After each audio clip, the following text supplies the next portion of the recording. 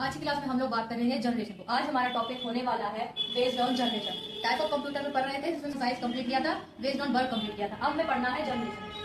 Computer में हमारे मुख्य पांच प्रकार की जनरेशन होती है। कौन कौन सी होती है? First generation, second generation, third generation, fourth generation और फिफ्थ जनरेशन। ठीक, अब जनरेशन का टाइम पीरियड क्या था? जनरेशन सबसे पहले तो यही होगा ना कि जैसे फैमिली में पीढ़ी होती है, वैसे ही जनरेशन हुआ। कंप्यूटर का जनरेशन कौन सिस्टम कब कितने टाइम से कितने टाइम तक चला? तो जो हमारा फर्स्ट जनरेशन था 1940 से 1956 तक हमारा फर्स्ट जनरेशन चला। क्या इसमें यूज हुआ था फर्स्ट जनरेशन में? देखिए यहाँ पे हमें बहुत ज्यादा पढ़ने की जरूरत नहीं है, सिंपली बस थोड़े से टॉपिक है, उसके अंदर कौन सा हार्डवेयर यूज हुआ था, कौन सा सॉफ्टवेयर यूज हुआ था, ठीक है, और कौन सा कंप्यूटर यूज हुआ था। तो सिर्फ हमें ये 2-3 पॉइंट याद रखने हैं जनरेशन में। तो इसमें सबसे पहले हम सॉफ्टवेयर की अगर बात करें तो देखिए जो हमारा सॉफ्टवेयर था वो मशीन लैंग्वेज था, 0 और 1। उसके बाद हार्डवेयर की बात करें तो हमारा हार्डवेयर था वैक्यूम ट्यूब। वैक्यूम ट्यूब हमारा हार्डवेयर हुआ था फर्स्ट जनरेशन में यूज, जिसको देखियो यहाँ पे सर जॉन एम्ब्रोस क्लीनी ने बनाया था। कब बनाया था? 1904 में। उसके बाद अगर कंप्यूटर की यूज करें तो क्या यूज हुआ था? हमारा एनियाक और एडवाक, ये हमारे कंप्यूटर हैं जो फर्स्ट जनरेशन में यूज हुए थे। उसके बाद अगर सेकंड जनरेशन की बात करें तो इसका टाइम पीरियड क्या था?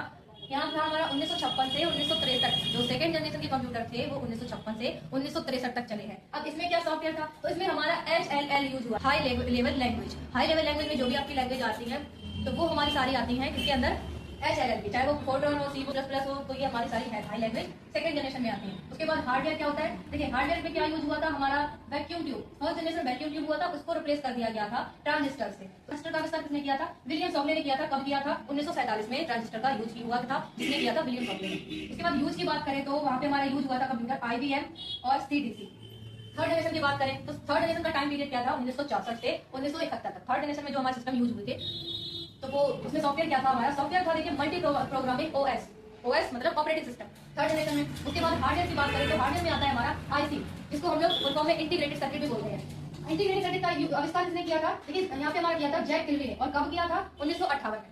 अब इसमें कंप्यूटर कौन से यूज हुए थे? यहाँ पे हमारे हुए थे IBM। बात करें तो फोर्थ जनरेशन का हमारा जो टाइम पीरियड था वो था 72 से 2010 तक का फोर्थ जनरेशन का टाइम पीरियड रहा था। सॉफ्टवेयर की बात करें तो सॉफ्टवेयर में भी हमारे देखिए यहाँ पे C और C++ जावा, ये 2-3 हमारी लैंग्वेज थी जो फोर्थ जनरेशन में सॉफ्टवेयर के रूप में यूज किया गया था। हार्डवेयर की बात करें तो हार्डवेयर में हमारा था VLSI, very large scale integration, ठीक है। और यूज की बात करें तो यूज में हमारा था मल्टीमीडिया स्टिमुलेटर।